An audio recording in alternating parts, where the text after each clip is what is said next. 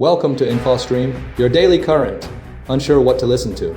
Turn to us for today's headlines. Stay informed. Government funding disputes threaten a potential shutdown. Michigan experiences a church shooting and arson attack, increasing the death toll. UN experts warn of serious concerns regarding executions in Iran. Moldova's PAS party secures a victory, framing the election as a choice between the EU and Moscow. A U.S. citizen was released after 9 months of detention by the Taliban. The U.S. is considering long-range missile support for Ukraine. Trump's new peace plan is generating debate alongside a hostage crisis. Singapore denied entry to exiled Hong Kong activist Nathan Law. Canada designated the Bishnoi Gang as a terrorist entity due to strained relations. 11 members of the Ming family received death sentences from a Chinese court. Anti-government protests intensified in Peru amid corruption and security issues. A South Sudan court upheld the prosecution of Riek Machar. Devastating typhoon impacts Vietnam and surrounding areas. Denmark bans civilian drone flights ahead of a security summit. A presidential runoff is scheduled in Seychelles following a tight election. Potential government shutdown looms amidst funding disputes. A potential federal government shutdown is rapidly approaching as Congress struggles to pass funding legislation before the October 1st deadline. The core issue revolves around the failure to enact any of the 12 appropriations bills, leading to a prospect of a full government shutdown. This scenario would halt non-essential government operations, impacting numerous federal agencies and functions. The impending shutdown stems from disagreements within Congress regarding overall spending levels and specific allocations. Key players involved include President Donald Trump's administration and members of both the House of Representatives and the Senate. The administration's stance on spending priorities is a central point of contention, driving the impasse.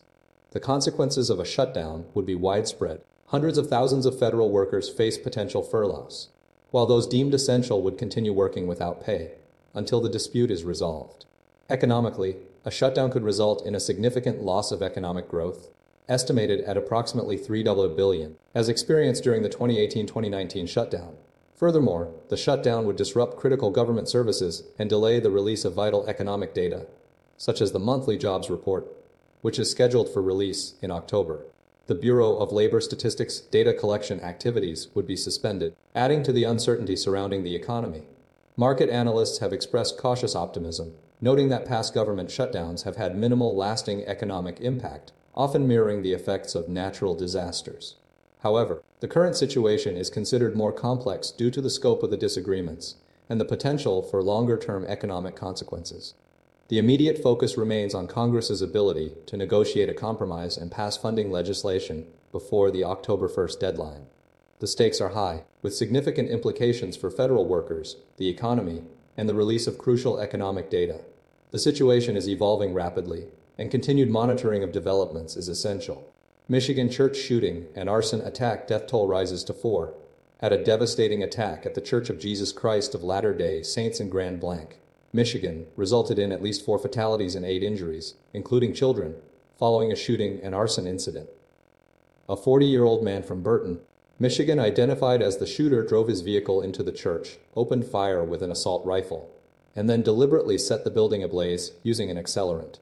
Police engaged the suspect in gunfire, resulting in his death. The FBI has taken the lead in the investigation, classifying the event as an act of targeted violence and deploying 100 agents to the scene. Authorities are meticulously examining the suspect's residence and seeking to obtain digital media to determine a motive. An ATF bomb squad is assessing a suspicious item found on church property, though the use of explosives remains under investigation. The investigation is being bolstered by a thorough search of the suspect's residence. At least 2 individuals died from gunshot wounds, and 8 others sustained injuries, some of whom are in critical condition. The church has sustained extensive fire damage, rendering it a total loss. Investigators are attempting to ascertain the precise timeline and circumstances surrounding the fire's origin. The FBI's involvement signifies a significant escalation, suggesting potential federal law violations. The suspect, a former Marine sergeant who served in Iraq and received medals, is being scrutinized. Beyond the immediate investigation, broader concerns are emerging regarding gun violence in America, with 324 mass shootings recorded this year. The incident has prompted renewed calls for stricter gun control measures. Furthermore, the White House is addressing other pressing issues, including a looming government shutdown, the deployment of the National Guard to Portland, Oregon, and ongoing tensions surrounding the Israel-Gaza conflict. President Trump has promised something special regarding Gaza, while Israeli officials express reservations about a proposed ceasefire and post-war governance plan. The incident has also highlighted the importance of community resilience, as churchgoers sheltered children during the attack, demonstrating acts of heroism. The investigation remains ongoing, with authorities working to piece together the events leading up to the tragedy and identify any potential accomplices. The focus is on securing the scene, collecting evidence, and interviewing witnesses to fully understand the scope of the attack and bring those responsible to justice. UN experts issue grave warning regarding executions in Iran. A coalition of UN human rights experts has expressed profound concern and condemnation over the escalating trend of executions within Iran, describing it as a staggering scale of human rights violations. Over the initial 9 months of 2025, the experts documented a significant rise in capital punishment, with over 1,000 individuals executed. A particularly alarming aspect of this trend is the disproportionate use of the death penalty, with approximately half of the recorded executions attributed to drug-related offenses. The experts have noted an average of 9 executions occurring daily in recent weeks, highlighting a dramatic increase in the severity of judicial actions. The condemnation follows the execution of Bahman Chobi, a man accused of spying for Israel. Iranian authorities, through their Mizan news agency, identified Assel as a database expert involved in sensitive telecommunications projects and a trusted spy for Mossad. The Supreme Court's rejection of his appeal, based on the charge of corruption on Earth, led to his execution by hanging on Monday. Notably, details surrounding Assel's arrest were not disclosed, and his case had previously remained unacknowledged by Iranian media or human rights organizations. This execution marks the 11th individual convicted of espionage against Israel to be executed in Iran during 2025. The timing of this execution is particularly significant, occurring in the aftermath of the 12-day conflict between Iran and Israel, which commenced in June. The UN experts' statement underscores the gravity of the situation, emphasizing the systematic and alarming rise in executions and the potential violations of fundamental human rights. The continued use of the death penalty, particularly for offenses like drug-related crimes, remains a major point of concern for the international community. Moldova election results: ruling party PS wins crucial vote billed as choice between EU and Moscow. Following a highly contested election, Moldova's pro-European Party of Action and Solidarity, PS, led by President Maia Sandu, secured a decisive victory and a fresh majority in parliament. The election was widely viewed as a critical test of Moldova's path towards European Union membership, with accusations of extensive Russian interference dominating the campaign. President Sandu's party garnered more than 50% of the vote, significantly surpassing the pro-Russian Patriotic Bloc, which received under 25%. The election was characterized by allegations of a coordinated Russian effort to sway the outcome, including a massive disinformation campaign, vote-buying schemes, and cyberattacks targeting electoral systems and government websites. Bomb threats were reported at polling stations across Italy, Romania, Spain, and the United States, as well as within Moldova itself. Multiple security incidents, including illegal voter transportation and cyberattacks, were also documented.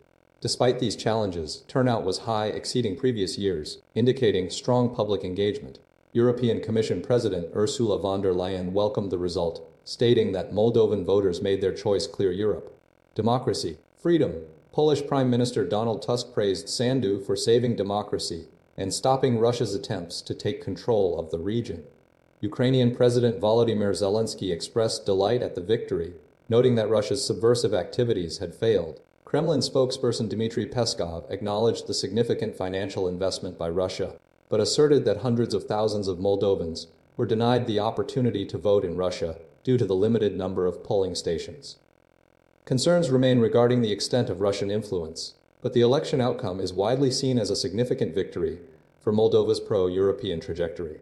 Leaders from France, Poland, Germany, the UK, and other nations also congratulated Sandu and the Moldovan people, reaffirming their commitment to supporting Moldova's path towards EU membership. The election represents a crucial moment for Moldova as it navigates ongoing security and economic challenges, particularly in the context of the ongoing war in Ukraine. U.S. citizen released by Taliban following 9-month detention. A U.S. citizen, Amir Amiri, was released from Taliban detention in Afghanistan after 9 months, facilitated by Qatari diplomatic efforts. Amiri, 36, returned to the United States on Sunday following intensive negotiations involving Qatari mediators and U.S. officials, spearheaded by hostage envoy Adam Bowler. Secretary of State Marco Rubio praised Qatar's tireless diplomatic efforts, noting that Amri's release represents a significant step in securing the release of all American citizens held in Afghanistan. The exact circumstances surrounding Amri's detention remain unclear, but he was deemed wrongfully detained. This release is part of a broader pattern of American citizens being freed from Taliban captivity with the assistance of Qatar. The U.S. maintains a security and diplomatic partnership with Qatar, given the absence of a U.S. diplomatic presence in Afghanistan since the Taliban takeover in August 2022. The negotiations involved meetings between Boehler and Afghanistan Foreign Minister Malawi Amir Khan Mataki, where Mataki emphasized that the government does not view foreign nationals as political issues, highlighting diplomacy as a resolution pathway. Qatar's Minister of State Mohammed Al-Khalifi reiterated Qatar's commitment to mediation and peaceful conflict resolution. While the Taliban reportedly did not receive any direct concessions for Amri's release, the situation underscores the ongoing efforts to secure the freedom of other detained Americans. At least 3 other Americans are still believed to be held, including Paul Overby, whose status is uncertain and possibly deceased. The release has brought renewed hope for the families of those still detained, particularly the family of Mahmoud Habibi, who has been held since August 2022. Family members express gratitude for the State Department and National Security Council's assurances that all deals with the Taliban will prioritize the safe return of all American citizens. The Biden administration's role in securing the release of Amiri has been questioned by some, reflecting the persistent challenges in securing the freedom of all Americans held in Afghanistan. The situation remains complex, and the release of Amiri is seen as a crucial first step in a longer and difficult process. U.S. considers long-range missile support for Ukraine amid escalating attacks. Yet the United States is seriously evaluating a Ukrainian request for long-range Tomahawk missiles, spearheaded by a shift in administration policy, signaled by Vice President J.D. Vance, and supported by Special Envoy Keith Kellogg. This change reflects a growing belief that Ukraine could achieve a decisive victory, potentially prompting Russia to negotiate. Donald Trump is ultimately responsible for the final decision, driven by frustration with Vladimir Putin's reluctance to end the conflict and the persistent bombardment of Ukrainian cities. Recent reports indicate Trump has authorized strikes deep within Russian territory, a significant departure from previous skepticism.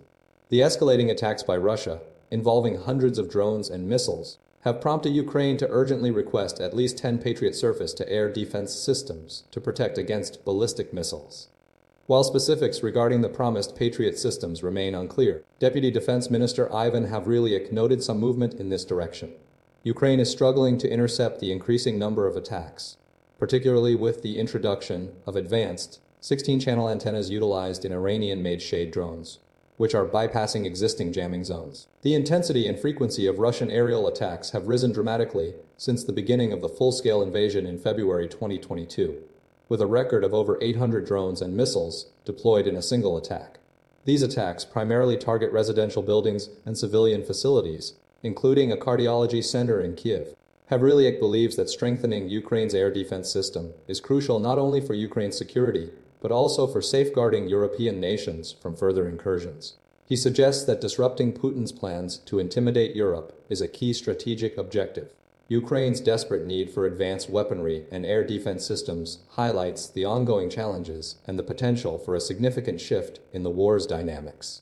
The administration's willingness to authorize strikes within Russia marks a pivotal moment, with the potential to dramatically alter the battlefield landscape. Trump's new peace plan sparks debate amidst hostage crisis. A U.S. President Donald Trump is set to discuss a new peace plan with Israeli Prime Minister Benjamin Netanyahu, aiming to resolve the Israel-Gaza conflict. The plan, recently leaked and reported on by U.S. and Israeli media, outlines a framework requiring the immediate release of all 48 remaining hostages within 48 hours of confirmation, followed by the conditional release of hundreds of Palestinian prisoners serving life sentences. Critically, the plan stipulates the complete destruction of Hamas military structures and the establishment of an interim transitional government to govern Gaza. This represents a significant shift from the Trump administration's previous suggestion of relocating Gaza's population and developing it as a U.S.-owned Riviera. The proposal acknowledges Palestinian aspirations for a future state, contingent upon reforms undertaken by the Palestinian Authority's role in the territory. This contrasts sharply with previous Netanyahu red lines regarding the PA, which he has repeatedly labeled corrupt to its core. Despite this, opposition leader Yair Lapid has expressed support, offering Netanyahu a safety net to facilitate a deal, acknowledging Netanyahu's parliamentary majority. However, significant obstacles remain. Hardline elements within Netanyahu's coalition, including Finance Minister Bezalel Smotrich, vehemently oppose the plan, particularly any mention of a Palestinian state or PA involvement. Ultranationalist National Security Minister Itamar Ben-Gvir insists on a decisive defeat of Hamas. The situation is further complicated by growing international pressure, with countries like the UK and France formally recognizing Palestine at the UN. The plan's success hinges on Hamas acceptance, a concern given questions about their trust in Netanyahu's government and the potential for future conflict. Public opinion in Israel is also shifting, fueled by the families of the hostages, demands and mounting pressure to end the war. The current framework is just a starting point, requiring extensive negotiations on specific details. Hundreds of thousands have fled Gaza City due to the ongoing conflict, and Trump is reportedly frustrated by Israel's airstrikes on Qatar. Singapore deigns entry to exiled Hong Kong activist Nathan Law, a prominent exiled Hong Kong pro-democracy activist, was detained at Singapore's border on Saturday while attempting to enter the country. Law, who previously served as a local legislator in Hong Kong and currently resides in the UK, was attending a closed-door, invitation-only conference. Despite holding a valid visa granted 3 weeks prior, Singapore authorities denied his entry, citing that his presence would not be in its national interests. Singapore's Ministry of Home Affairs stated that visa holders are subject to further checks upon arrival, and that Law was subsequently referred for questioning and immigration and security assessment. The government maintains a firm stance against importing foreign political influences. Law reported being interrogated without explanation. He suspects external involvement, particularly from the People's Republic of China, in the denial. The Hong Kong government has offered a reward of HK 128,000 for 95,000 for information leading to Law's arrest, alongside other pro-democracy activists. This action follows a pattern of Singaporean authorities targeting Hong Kong activists. In 2019, a Singaporean activist faced a fine for hosting an online forum featuring Joshua Wong. Law's arrival coincided with his use of a UK refugee travel document. He was immediately placed on the earliest flight back to San Francisco. The organizers of the conference have declined to comment. Hong Kong authorities insist on adhering to their own jurisdictional laws regarding immigration matters, and strongly urge Law to cease endangering national security and return to Hong Kong to rectify his alleged wrongdoing. A Chinese foreign ministry spokesperson described Law as an anti-China, anti-Hong Kong troublemaker, and confirmed he is on the wanted list. The BBC is seeking comment from British authorities. Law fled Hong Kong in 2020 following the imposition of China's national security law, which carries potential life sentences for offenses including secession, subversion, and terrorism. He was subsequently granted asylum in the UK. This incident underscores ongoing tensions between Hong Kong and Singapore regarding the treatment of pro-democracy activists. Canada lists Bishnoi Gang as terrorist entity amidst strained relations. Canada has formally designated the India's Bishnoi Gang as a terrorist entity, granting the government expanded powers to combat its activities, including seizing assets and prosecuting related offenses. This move follows Canadian police allegations last year that Indian government agents were utilizing Bishnoi members to carry out homicides, extortion, and violent acts targeting supporters of the pro-Khalistan movement. Public Safety Minister Gary Anandasangari stated that the gang has created a climate of fear and intimidation within Canadian diaspora communities. The Bishnoi Gang, led by 32-year-old Lawrence Bishnoi, who has been incarcerated for a decade, is described as a transnational criminal organization primarily operating out of India, but with a significant presence in Canada, particularly in areas with large diaspora populations. Investigations in India reveal the gang's involvement in extortion targeting celebrities, drug and weapons smuggling, and targeted assassinations, with an estimated 700 members. This designation represents a significant escalation in Canada's response to the group's activities. It allows for the freezing or seizure of property and funds associated with the gang, along with the ability to prosecute offenses related to financing, travel, and recruitment. The move comes amidst ongoing tensions between the two countries, stemming from the killing of Sikh separatist leader Hardeep Singh Nijjar in Vancouver in 2023, which Canadian Prime Minister Justin Trudeau accused the Indian government of involvement in. 4 men are currently facing charges in the killing. The decision has been fueled by pressure from opposition parties and provincial premiers in Alberta and British Columbia, who advocated for the designation to enable sanctions against the gang. Recent developments include the appointment of new high commissioners from both countries and a productive meeting between Canadian and Indian officials, where commitments were made regarding non-interference and refraining from transnational repression. This latest move underscores the complexities of international relations and the ongoing efforts to address security concerns and restore diplomatic ties. Chinese court sentences 11 Ming family members to death in a significant crackdown on organized crime. A Chinese court has handed down the death penalty to 11 members of the notorious Ming family, a group implicated in operating extensive scam centers in Myanmar. The sentencing, announced by Chinese state media, follows a broader legal action targeting 39 individuals associated with the family. These individuals were convicted of a range of criminal activities, including telecommunications fraud, illegal casinos, drug trafficking, and prostitution. The court's decision highlights the ongoing efforts to combat transnational crime and disrupt illicit operations originating from Myanmar. The sentencing took place in Wenzhou and represents the most severe punishment within a larger legal case. Beyond the 11 death sentences, 5 received death sentences with 2-year suspensions, 11 were given life sentences, and the remaining members faced jail terms ranging from 5 to 24 years. Investigations revealed that the Ming family, one of 4 prominent clans controlling the Lokai region, transformed the area into a hub for these criminal activities since 2015. Estimates suggest that the family's operations generated over 10 billion yuan, a 1.4 billion, 1 billion through illicit gambling and scam activities. Previous assessments indicated that the combined operations of the 4 clans processed several billion dollars annually. Furthermore, the court determined the Ming family was accountable for the deaths of several workers at the scam centers, including an incident involving the shooting of individuals attempting to return to China. The case underscores the Chinese government's determination to dismantle criminal networks and address associated security concerns. The legal proceedings represent a major victory in the ongoing struggle against organized crime within the region. Peru's youth intensify anti-government protests amidst corruption and security concerns. Recent weekend clashes in Lima, Peru, between young protesters and police underscore escalating anti-government sentiment, fueled by corruption allegations and growing insecurity. Organized as the Gen Z March, the demonstrations, primarily involving individuals under 30, gained support from bus and taxi drivers, reflecting widespread public frustration. At least 18 protesters sustained injuries during the 2-day protests, with a police officer suffering burns. The unrest centered around the approval of a controversial pension reform, forcing young people into private pension funds, significantly impacting their future financial prospects. The protests were initiated on September 20th and quickly gained momentum, reflecting a deep distrust in President Dina Boluarte's administration, whose approval ratings have consistently remained low. Protesters voiced their anger directly, demanding Boluarte's resignation and expressing concerns about systemic corruption. Many participants articulated their fears regarding daily crime and insecurity. Adding to the complexity, the demonstrations were compounded by accusations of police inaction regarding extortion. Bus and taxi drivers reported threats from organized crime groups, including the Venezuela-based Tren de Aragua, demanding protection money. Furthermore, protesters criticized the police for failing to adequately address these criminal activities.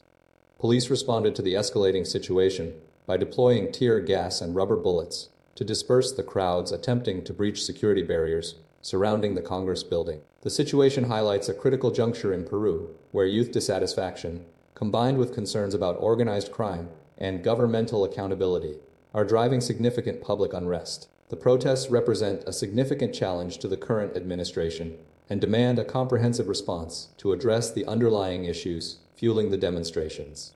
South Sudan court upholds prosecution of Riek Machar. A South Sudanese court has rejected former Vice President Riek Machar's attempts to halt his murder and treason trial, paving the way for the case to continue on Wednesday.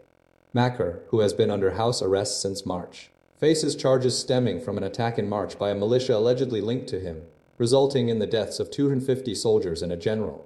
The charges include murder, treason, and crimes against humanity. Machar's defense team had argued that the national court lacked jurisdiction and that the trial should be conducted by a hybrid court under the African Union, as stipulated in the 2018 peace agreement that ended the 5-year civil war. However, presiding Judge James Alla ruled that the special court possessed the authority to prosecute national offenses, citing the Transitional Constitution of 2011 as amended. The judge also firmly denied Machar's claim of immunity from prosecution, stating that only the president enjoys such protection. 2 of Machar's lawyers were subsequently expelled from the case after the prosecution challenged the validity of their licenses. Machar's SPLM-IO party vehemently condemned the court's decision, labeling it unconstitutional, a rigged court case, and a sham trial conducted by a kangaroo court lacking jurisdiction, legality, and competence. Alleging motives were tribal. Machar's lead lawyer, Jerry Raimondo Leglubadi, argued that his client and the co-accused were subjected to a politicized media campaign, and that the conduct constituted an unlawful and prior conviction, violating the presumption of innocence. The court's ruling has heightened fears of renewed conflict in South Sudan, prompting calls for calm from the UN, the African Union, and neighboring countries. The situation is particularly concerning given South Sudan's recent independence in 2011 following decades of war. The continued legal proceedings against Machar remain a significant point of contention and a potential catalyst for further instability within the nation. Devastating typhoon impacts Vietnam and surrounding regions. A series of powerful typhoons, including Bishnoi, Ragasa, and another tropical storm in September, have caused widespread devastation across Vietnam and neighboring regions, resulting in numerous fatalities and significant damage. Typhoon Bishnoi, which made landfall in central Vietnam on Sunday night, has been responsible for at least 11 deaths and the destruction of hundreds of homes. The storm's initial winds reached 117 km/h to 73 km as it impacted Vietnam, later weakening to 74 km/h to 46 km/h as it moved into Laos. Prior to Bishnoi, Typhoon Ragasa, the strongest storm of 2025, had already claimed at least 28 lives in the Philippines and Taiwan, with further casualties in Hong Kong and China. In the Philippines, the combined toll from Ragasa, Bishnoi, and the September storm has risen to 26. Hundreds of thousands of people were evacuated in Vietnam in anticipation of Bishnoi, and nearly 30,000 people were displaced. The storm caused widespread flooding, washed away bridges, and tore roofs off buildings, particularly in the central province of Ha Tinh, which experienced a blackout due to downed power lines. Torrential rains inundated crop fields, compounding the damage. Rescuers are actively searching for 17 fishermen who are missing, presumed lost to the storm's massive waves. The situation is further complicated by the impact of Typhoon Ragasa, which caused heavy flooding and landslides in southern China, necessitating the evacuation of nearly 2 million people. The overall impact of these storms has highlighted the growing threat of extreme weather events, exacerbated by climate change, leading to stronger and more frequent typhoons. Vietnamese authorities have issued urgent instructions to step up rescue and relief efforts, urging residents to remain indoors as further heavy rainfall is expected across northern Vietnam, with potential accumulations of 200-350 mm between Sunday and Tuesday, and possibly reaching 500 mm in some areas. The ongoing crisis underscores the urgent need for disaster preparedness and mitigation strategies in the face of increasingly volatile weather patterns. Denmark bans civilian drone flights amidst security concerns ahead of EU summit. Denmark has implemented a complete ban on all civilian drone flights, effective immediately, due to heightened security risks surrounding the upcoming European Union summit in Copenhagen. The decision, announced by Transport Minister Hans Andersen, was driven by the need to simplify police security operations and mitigate the potential for disruption caused by unidentified drones. This action follows a series of concerning drone incidents observed over Danish military sites, including sightings as recently as Saturday. These incidents have prompted a coordinated response from European nations. 10 defense ministers from EU countries have agreed to establish a drone wall to counter the threat, and NATO has increased vigilance across the Baltic region. The ban remains in place until October 3rd, with violators facing potential fines or imprisonment up to 2 years. Sweden's Prime Minister Ulf Kristersson has pledged to provide Denmark with military anti-drone capabilities, utilizing advanced radar systems. France is offering similar support, deploying a specialist helicopter and a team of 35 experts. Since September 22nd, numerous drone sightings have disrupted operations at Copenhagen, Oslo, Aalborg, and Billund airports, forcing temporary suspensions. Danish investigators are treating these incidents as a hybrid attack, potentially part of a systematic operation, though the identity of those responsible remains unknown. Prime Minister Mette Frederiksen declined to rule out the involvement of Russia, a nation previously accused of conducting similar hybrid attacks. Russia vehemently denies any involvement. Recent reports indicate that Estonia and Poland sought consultations with other NATO members following incursions of approximately 20 Russian drones into Poland and Russian MiG-31 jets entering Estonian airspace. These events have heightened overall European security concerns and underscore the need for enhanced surveillance and countermeasures against potential aerial threats. The situation highlights a growing challenge to national security and international stability. Seychelles to hold presidential runoff following tight election result. The Seychelles will conduct a presidential runoff election, between incumbent President Wavel Ramkalawan and opposition leader Patrick Hermany, scheduled for October 9th to 11th. Following a first-round vote that failed to produce a clear winner, the election outcome saw Ramkalawan securing 46.4% of the vote, while Hermany garnered 48.8%, both falling short of the 50% threshold required for victory. Seychelles, an Indian Ocean archipelago of 115 islands with a population of over 20,000, is Africa's smallest nation. The election involved 8 presidential candidates, with Ramkalawan seeking a second term under the Linyan Democratic Saselwa LDS Party's platform of economic recovery, social development, and environmental sustainability. Hermany, representing the United Seychelles Party, a dominant force in Seychelles politics from 1977 until 2020, is challenging Ramkalawan's leadership. The United Seychelles Party has recently regained control of the National Assembly, holding 19 out of 35 parliamentary seats. A significant point of contention leading up to the runoff is the leasing of Assumption Island, a highly sensitive ecological territory, to a foreign hotel developer, sparking public concern about the nation's sovereignty and environmental stewardship. This issue has the potential to mobilize support for Hermany and his supporters. Seychelles is recognized for its luxury tourism and is Africa's wealthiest country, based on average income per person, as reported by the World Bank. The upcoming runoff is expected to be a closely contested battle, with the outcome potentially shaping the country's future direction and highlighting the ongoing debate surrounding economic development versus environmental protection within the nation. The political landscape remains dynamic as both candidates intensify their campaigning efforts in the lead up to the crucial second-round ballot.